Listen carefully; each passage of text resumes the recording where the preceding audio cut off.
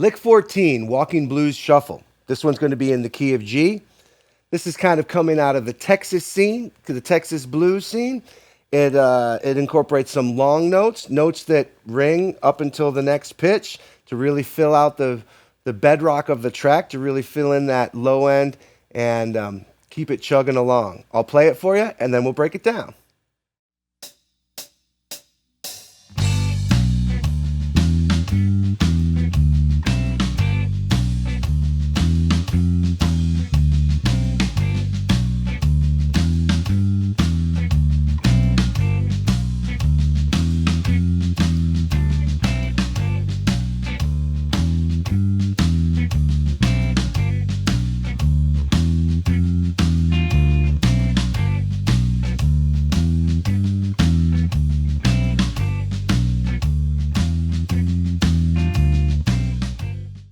This is the best way to play a walking blues shuffle.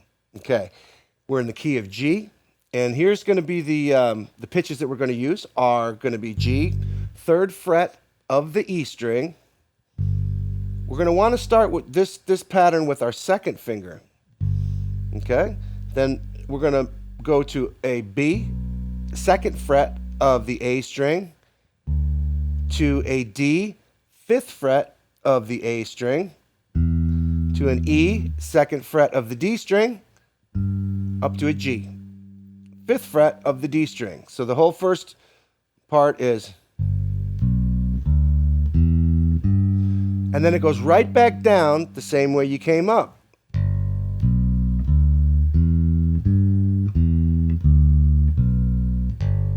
Okay?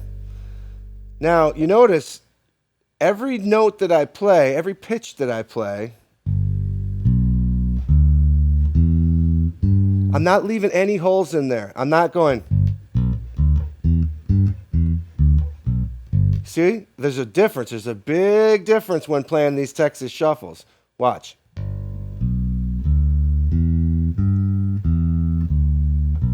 Doom, doom, doom, doom, doom. You want those notes to have a beginning, a middle, and an end, and have that blossom. So when one pitch ends, the next one starts, and they ring all the way up to the next. Okay? That's real important, because what that does is the bass is creating the foundation of the music. And in this particular genre, it's not so much about being funky and leaving syncopation and leaving spaces and leaving holes. It's about filling in that space with really warm, puffy clouds of bass. Puffy clouds of bass. So look, we're going to do that. And then the only difference is that on the second time, it does two different maneuvers. The second time, you just change one pitch. You play the F, which is the dominant 7, the lowered 7th. You play that in the place of the octave, of the 8. So instead of playing the 8, you play the flatted 7, which in this case is F, and it's the 3rd fret of the D string. So the whole thing goes like this.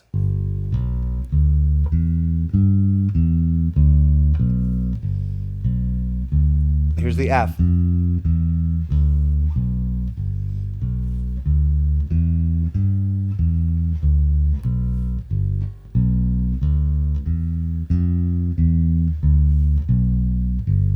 What that does is that really sells the dominant 7 chord that the guitar players or the piano player is likely playing. When I say sells, I mean it really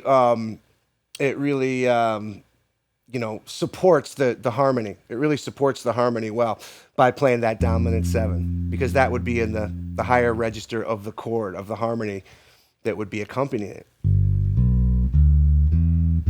So when you do that slight alteration, it's really nice. And you will find that bass line in thousands of songs, okay, that bass lick. You'll find that in thousands of songs.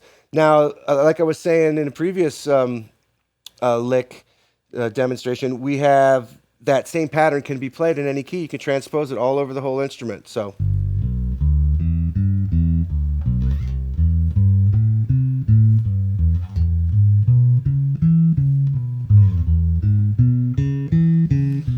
The fingerings are identical, so you can move it all over the place. The walking blues shuffle is an essential technique to have in our bag because it really forces us to play with discipline. And the bottom line, the most important thing that we're ever going to learn in our musical journey, as a bass player particularly, is to embrace discipline. The highest level of musical sophistication is really found in having the highest level of discipline. All right? So have a good time playing the blues shuffle.